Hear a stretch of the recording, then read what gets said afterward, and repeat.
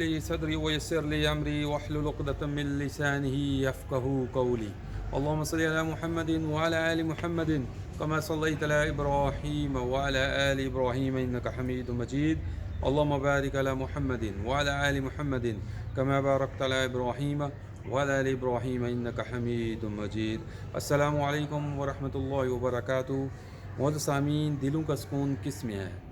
جیسا کہ قرآن میں ارشاد ہے، الا بذکر اللہ تطمئن القلوب، یعنی کہ دلوں کا سکون اللہ کے ذکر میں ہے. تو آج کی ویڈیو میں ہم آپ کو بتائیں گے کہ دلوں کے سکون کے لیے انسان کو وہ کون سے مراحل ہیں یا وہ کون سی چیزیں ہیں جن کو جانچ کے انسان دل کا سکون حاصل کر سکتا ہے.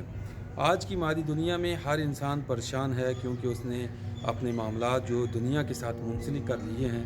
اس لیے وہ اپنے تمام جو معاملات، ہر اٹھنے والا جو قدم ہے اس کے بارے صرف اور صرف وہ دنیا کے معاملات کے ساتھ جوڑ کے دیکھتا ہے. کبھی اس نے اپنے معاملات کو اللہ کے ساتھ جوڑ کے نہیں دیکھا.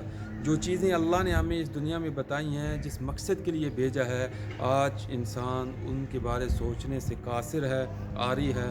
بلکہ وہ چاہتا ہے کہ اس کی ترقی، کامیابی سب کی سب دنیا کے معاملات سے ہے. اس کا مال، اس کی دولت، اس کی اولاد، اس کے بیوی بچے، والدین اور تمام رشتہ دار جو ہیں وہ سب مادی چیزیں ہیں. جیسا کہ سورۃ کہف کی آیت نمبر 46 میں بھی یہی فرمایا گیا ہے کہ دنیا کا مال اور آپ کی اولاد سب فانی ہیں، یہ سب ختم ہو جانے والی چیزیں ہیں.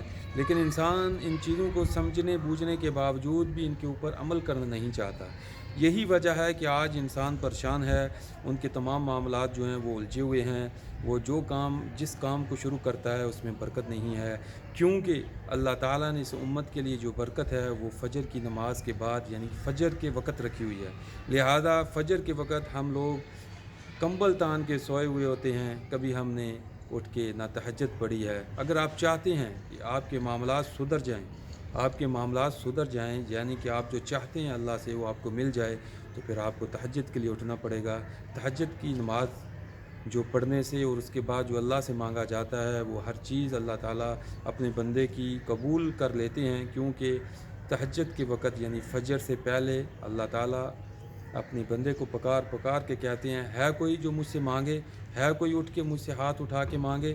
لیکن ہم لوگ کمبل اٹھا کے، ایک آدھا کلو کا کمبل، 1 kg کا جو کمبل ہے وہ اٹھا کے نہیں نماز پڑھ سکتے. پھر ہم کہتے ہیں ہمارے معاملات بگڑے ہوئے ہیں، ہماری اولاد نافرمان ہے. ہم اولاد کو یہ کام کہتے ہیں وہ سنتی نہیں، والدین جو ہیں وہ ہماری بات مانتے نہیں ہیں، بیوی بات مانتی نہیں ہے، دنیا کے مسائل میں گرے ہوئے ہیں. تو میرے بھائیو، جب ہم اس طرح کے معاملات جو تعلق اور واسطے دنیا کے ساتھ استوار کر لیں گے تو پھر ہمارے معاملات جو ہیں وہ الجھ جائیں گے.